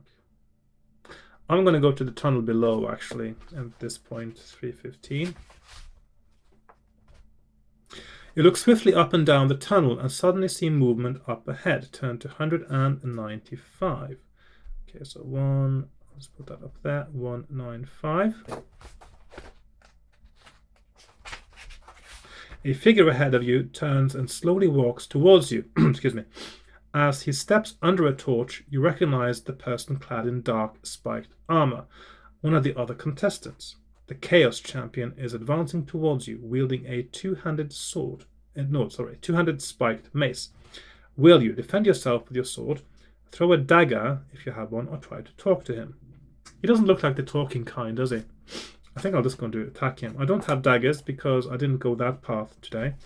But we got 3 options here. 1, 2. I'll just put them around like so. 1, 1, 2. Talk. 6 dagger.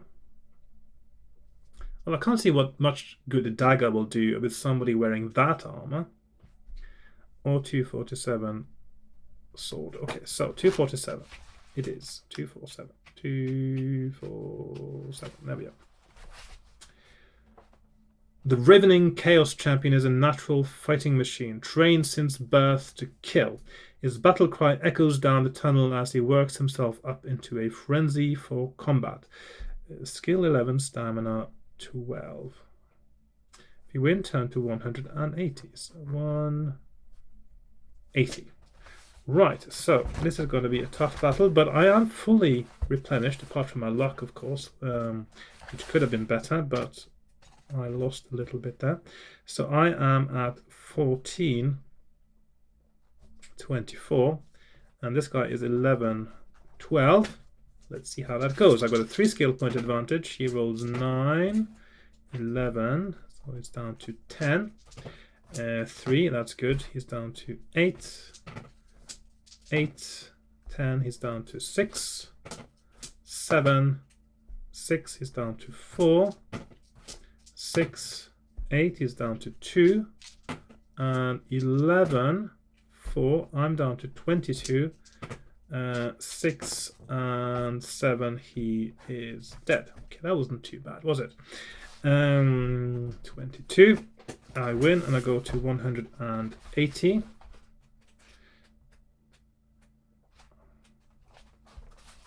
There is a leather bag on the Chaos Champion's belt. Inside the bag you find a piece of paper with set 2, 358. Okay, so set 2, 358. Clue, okay. I had another one that I found another time. Where is that now? Yes, here over here actually, where it says set 1, 249. So I presume these are some paragraph references that I will need at some point in the future when I get towards the end of the game book. Exciting stuff. Okay. Right. You also find a small ivory box with a skull painted on the lid. If you wish to open the box, turn to 282. An ivory box with a skull. That doesn't sound very nice, does it? He was carrying it with him, though.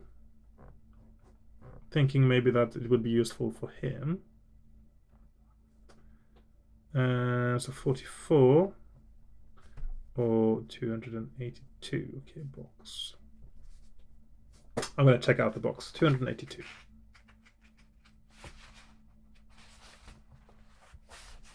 You find a gold ring wrapped up in a dirty rag inside the box. That's my gold ring number 6. You drop the ring into your... Okay, so ring... Gold ring... You drop the ring into your leather pouch and walk on up the tunnel. Turn to 44. This is going rather well now. Apart from losing a bit of extra luck there, this is going really, really well. So, let's see, 44. In the left-hand wall of the tunnel you see a hole about ½ a meter in diameter. From inside you can hear a strange mixture of clicks and hums.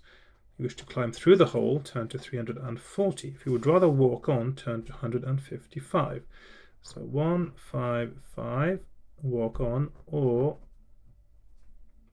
340 hole. Hole and walk. I'm going to check out that 340. I think I've seen a picture of what that might be actually. Yes, it's this one here. You crawl through the hole and find yourself in a small dark chamber. The noise you heard was the sound of the strange creatures which inhabit the network of chambers. With the head and torso of a man and the lower body and legs of a giant ant, the Zoroa live in large underground colonies. You have disturbed a Zoroa warrior, which, with its keen silver eyes and acute sense of hearing, locates you immediately. So reduce your skill during this combat only by 1 point because of your disadvantage in the dark. Right. If you win, turn to 170. So we have 170, and we have. So I'm now, for this battle, I'm 13, 22. He is 10, 11. I've got 3 skill point advantage. He rolls 10, I roll 5. Not an auspicious start. He rolls 9, I roll 5. Not an auspicious continuation. 7, 5. Yeah, that's better. 6, 9. Yeah. 8, 6. Yeah. 5, 8. Oops. 5 and 9 and 6, 7. So he is dead. And I'm down to 22. No, sorry, I'm down to 18. That's the old one. 18. Right, and I win, and I go to 170. The Zoroa's frantic clicking noises must certainly have warned others in the colony, but if you wish to stay and search the chamber, turn to 213. If you'd rather climb through the hold and back into the tunnel, turn to 155. Okay, so I'm being warned now that maybe somebody else might come if I stay. I'm going to risk searching because in case, I mean, if there is something there, then, yeah. You find a carved bone horn on the floor. Okay. So bone horn.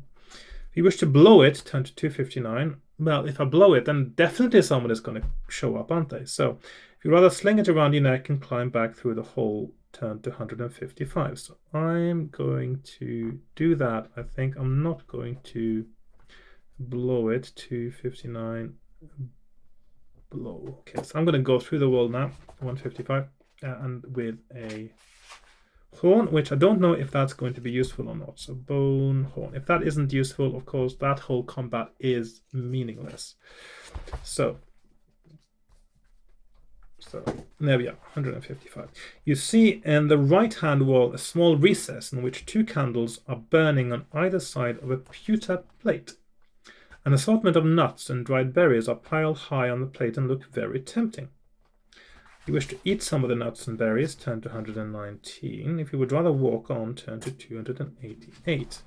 Now I am down 6 on stamina. There is always a risk with these things that they are poisoned.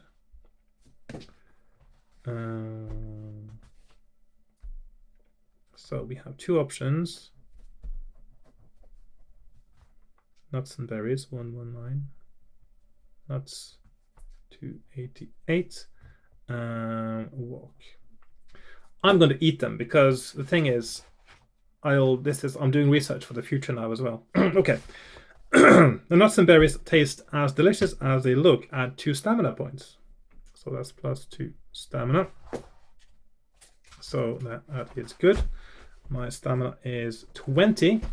When you have eaten enough, you place the remainder in your pouch and set off once again. Turn to 288 and the remainder in my pouch. Does that mean that I get to eat later? That's not clear, is it? So I got nuts and berries in my pouch now, which should theoretically give me some stamina back, but I'm guessing Ian Livingston forgot about those. Oops, they look a bit nasty. Brains. Okay, the tunnel soon ends at an iron doorway. It opens easily and swings shut behind you. You find yourself in a cross tunnel and looking left are shocked by what you see. With vacant, hollow eyes staring from their sickly white faces, a large group of zombies is shuffling towards you. Their clothes hang in rags and their pallid skin is scarred and peeling. The door has no handle on this side of it, and there are far too many zombies for you to take on. You have no option but to turn right. You run on ahead of the zombies and soon arrive at the edge of a pit which looks too wide for you to jump across. The zombies come into sight, and you realize that you are trapped. If you fight the zombies, turn to 185. If you try to jump across the pit, turn to 347. OMG. Right, so we got two options. And this is almost like literally a cliffhanger, isn't it? You're standing there at the pit and you sort of got the zombies behind you, you got the pit in front of you, it looks too wide. What happens next? Let's see, 185, fight, or 347, jump. So what do you think? Am I going to jump or am I going to fight? And you know what? I'm going to end this on a cliffhanger because I've recorded, it's such a long episode now. I think it's long enough. And I'm going to start here next time at 288. So this is where we are starting now. So next time, I'll just put next time on my map here. And next time, just so I don't throw away the character sheet. And I'm going to leave you there. And next episode, I will continue my journey into a death trap dungeon. I'm still on 14 deaths, and I've picked up as many gold rings as 6. So it seems to be going okay. My character's got 14 effective combat skill, got 20 stamina left, but only 6 luck points. So any luck check that might kill me could be lethal, of course. I've got lots of items. I look at the moment, more so than last time, like I have found the correct path as well. Both in the beginning, where I went another way, and it looks like there were gold rings there that I couldn't find the other branch. And this here as well is the place where I've got gold rings. I've got 2 gold rings on this path here, actually. And if you look here on the other path here, there's a gold ring here. But that's it. So it looks more promising actually on this side. And I don't know how many gold rings you can get and how many you can actually indeed miss, if that is possible. So I'm going to continue here next time, and I hope you will be with me then. So if you enjoyed this, please like, share, comment, subscribe, join me on Patreon, buy me a coffee, and click on adverts, put my videos on public playlist, etc., etc. And yeah, just whatever you like, really, if you want to support my channel. So thanks for watching, and I'll see you next time with more exciting Trial of Champions, where I will continue from this cliffhanger with the zombies right behind me and the open space in front of me, and I don't know what's going to happen next. Goodbye for now. Bye-bye.